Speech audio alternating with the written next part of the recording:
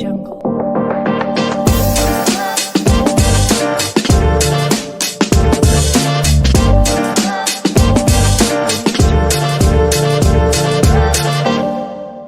Hello guys, what's up, welcome back to a new video. और इस video में हम कवर करने जा रहे हैं क्लास 9 का बहुत इजी टॉपिक जो है मिड पॉइंट थ्योरम, जो कि बड़े सारे बच्चों को मुश्किल लगता है। कोई मुश्किल नहीं है, हम इसको आराम से समझेंगे ज्योमेट्री इन शॉर्ट टेबल की मदद से, जिसमें हमारे पास पैरामीटर्स होते हैं जिसे हम चेक करते हैं, और जब वो पूरे फुलफिल हो जाते हैं तो इसका मतलब हमने चैप्टर कर लिया है। तो पहला पैरामीटर है कि मिड पॉइंट थ्योरम होता क्या है, दूसरा कि इसे प्रूफ कैसे करते हैं, तीसरा सब कुछ चेक करना, चौथा लाइक करना, पांचवा सब्सक्राइब करना। क्योंकि लाइक और सब्सक्राइब से हमें मोटिवेशन मिलती है कि हम तुम्हारे जैसे स्टूडेंट्स के लिए और अच्छी वीडियोस बनाएं, इंटरेस्टिंग विद मीम्स, जिसमें तुम्हें हंसी भी आए और चैप्टर भी क्लियर हो जाए। तो एक ट्राइंगल ले लेते हैं ए बी सी, और F is mid point of A B और E is mid point of A C. तो मिड पॉइंट थ्योरम कहता क्या है? Mid point theorem states that the line segment joining the mid points of any two sides of a triangle is parallel to the third side and half of it. यानी कि जो EF है वो BC के parallel है और EF BC का half होना चाहिए।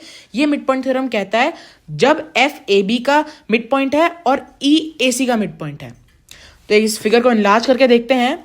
तो जो AF है वो BF के इक्वल होना चाहिए और जो AE है वो CE के इक्वल होना चाहिए, तभी जो मिड पॉइंट थ्योरम है ये आगे प्रूव हम कर पाएंगे कि EF BC के पैरेलल है और हाफ है। और ये एक ही इकलौती कंडीशन है जिसपे पूरी मिड पॉइंट थ्योरम टिकी है, तो इसे ही मत भूल जाना। तो मिड पॉइंट थ्योरम को प्रूफ कैसे कर लेते हैं? तो एक ट्राइंगल ले लेते हैं PQR, जिसमें हमें कंस्ट्रक्शन करनी पड़ेगी, दो ट्राइंगल्स को कॉन्ग्रुएंट प्रूफ करना पड़ेगा, और बाकी तो अभी हम ऑन पेपर देखते हैं कि हम इसे कैसे प्रूफ करेंगे। तो मिड पॉइंट थ्योरम को प्रूफ करने के लिए हमें चार चीज़ों का ध्यान रखना है, जिसमें हमें स्टेप्स मेंशन करे हैं, जैसे कि हमें ट्राइंगल ड्रॉ करना है, ट्राइंगल तो करना ही पड़ेगा ड्रॉ, कंस्ट्रक्शन करनी है, दो ट्राइंगल्स को कॉन्ग्रुएंट प्रूफ करना है, और फिर हो गया। चलो अब हम चलते हैं पेपर के ऊपर। चलिए जा चलो अब करते हैं मिड पॉइंट थ्योरम की प्रूविंग। तो इसमें हमने ट्राइंगल ले लिया है। हाँ, जो ट्राइंगल है वो है PQR। इस ट्राइंगल में हमें बस हमें कंस्ट्रक्शन करनी पड़ेगी। तो कंस्ट्रक्शन करने के लिए हम इसमें एक लाइन UR, ये लाइन जो है हमारे पास, इसे हम ड्रॉ करेंगे इसके पैरेलल। यानी कि जो PQ है वो UR के पैरेलल हम एक कंस्ट्रक्शन मेक करेंगे। So construction draw UR parallel to PQ। हमने ये कंस्ट्रक्शन कर ली, और अब हम इस कंस्ट्रक्शन के दौरान हम बस इस दो ट्राइंगल्स पे फोकस करेंगे, जो हैं ट्राइंगल TPS और ट्राइंगल TRU। इन दोनों ट्राइंगल्स को हम कॉन्ग्रुएंट प्रूफ करेंगे, जिससे हम ये साइड और इस साइड को कॉन्ग्रुएंट प्रूफ कर इक्वल प्रूफ कर सकते हैं, और ये साइड और ये साइड को हम इक्वल प्रूफ कर सकते हैं। सो हम ट्राइंगल्स के नाम लिख लेते हैं। In triangles TPS and triangle TRU, angle TPS equal angle TRU। अभी क्या कहता है कि जो ये वाला एंगल है, ये वाला एंगल इस एंगल के इक्वल है। कैसे? हमने अभी कंस्ट्रक्शन में बोला कि ये जो साइड है वो इस साइड के पैरेलल है, और अगर हम इसे एक ट्रांसवर्सल मान लेते हैं तो ये एंगल और ये एंगल इसके इक्वल हो गया अल्टरनेट INT एंगल्स की प्रॉपर्टी से। इसका मतलब एंगल TPS और angle TRU are equal by alternate interior angle. ये हम यहाँ पे लिख देते हैं, अल्टरनेट, जगह कम है तो मैं यहीं पे ब्रैकेट कर देता हूँ।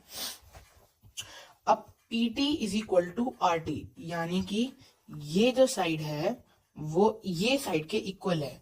क्यों? क्योंकि ऑलरेडी हमें गिवन है, क्योंकि T mid point of PR है, तो ये हमें ऑलरेडी गिवन है कि ये और ये इक्वल है। तो हमें इसमें और कॉन्फिगरेशन मिल गया, हमें एक एंगल मिल गया, हमें एक साइड मिल गई। तो अब हम इसमें अगर एक और एंगल ढूंढेंगे तो हम इन दोनों ट्राइंगल्स को ASA के मीडियन से इक्वल प्रूफ कर सकते हैं। अगर हम इन दोनों एंगल से फोकस करें, angle UTR equal angle STP के इक्वल है। ये क्या कहता है कि ये वाला जो एंगल है वो इसके इक्वल है। क्यों? Vertical opposite angle. ये हमने सबने पढ़ा है, 8-9 में पढ़ा है पिछले चैप्टर में, वर्टिकल अपोजिट एंगल। तो अब हम कह सकते हैं कि जो ट्राइंगल TPS है वो है कॉन्ग्रुएंट टू ट्राइंगल TRU। कैसे? एंगल साइड एंगल के मीडियम से एक एंगल मिल गया, दूसरा एंगल मिल गया और उसके बीच में एक साइड है जो कि इक्वल है, तो ये दोनों ट्राइंगल्स कॉन्ग्रुएंट है। अब हमें पता चल गया कि ये जो दोनों ट्राइंगल्स हैं वो कॉन्ग्रुएंट है, इसलिए हम CPCT का यूज करके कह सकते हैं कि जो ये वाली साइड है वो इक्वल टू ये साइड है CPCT के उससे, और सिमिलरली ये वाली साइड इस साइड के इक्वल है। क्यों? वही रीजन CPCT। यहां से लिख लेते हैं कि PS इक्वल UR, इसे 1 मार्क कर लेते हैं, और ST इक्वल UT, इसे 2 मार्क कर लेते हैं। तो हमने यहाँ पे पहले यहाँ पे क्वेश्चन में हमें गिवन है कि जो PS है, जो क्वेश्चन में हमें गिवन है कि PS यहां से मैं ले रहा हूं इक्वल टू QS, और यहाँ पे भी मैंने प्रूव करा कि PS UR के भी इक्वल है, तो हम क्या कह सकते हैं कि UR के इक्वल QS है। क्यों नहीं कह सकते? बिल्कुल कह सकते हैं। अगर PS UR के है और PS QS के भी इक्वल है तो UR QS के भी इक्वल होगा। तो हमें एक और चीज पता चल गई कि जो UR है वो QS के इक्वल है। तो अब हम बेसिकली हमें अब अपना फोकस लाना है इस क्वाड्रिलैटरल पे, क्वाड्रिलैटरल SQRU, SQRU, इस क्वाड्रिलैटरल में हमें अपना फोकस लाना है। और इस क्वाड्रिलैटरल को अगर हम पैरेललोग्राम प्रूफ कर देते हैं तो हम कह सकते हैं कि ST is equal to QR, क्योंकि opposite sides of a parallelogram are equal and parallel to each other. हाँ, प्रॉपर्टी है। अगर प्रॉपर्टी नहीं पढ़ी तो जाके बुक खोल के पढ़ लो, क्योंकि एग्जाम तो आने वाले हैं। तो अब हम लेते हैं in quadrilateral SQRU, SQRU, SQ equal UR, हमने पहले प्रूव करा था, प्रूव्ड अर्लियर, ये हमने पहले प्रूव करा था। और हम ये भी कह सकते हैं कि अगर UR पैरेलल है PQ के, जो हमने कंस्ट्रक्शन में ड्रॉ किया था, और since QS lies on PQ, then UR is also parallel to QS। हाँ, बिल्कुल कह सकते हैं। अगर PQ पे ही अगर हमारा छोटा सा एक सेगमेंट पे QS लाई करता है और जो UR है हमारा वो पूरा इसके पैरेलल है, तो UR पैरेलल टू PQ भी तो हुआ। हाँ, हुआ। क्यों नहीं हुआ? तो सिंस हमें पता चल गया है कि क्वाड्रिलैटरल SQRU में SQ is equal to UR and UR is parallel to SQ, hence SQRU is a parallelogram। अगर ये पैरेललोग्राम हम प्रूफ कर चुके हैं, क्योंकि if a pair of opposite sides are equal and parallel, hence that quadrilateral is a parallelogram.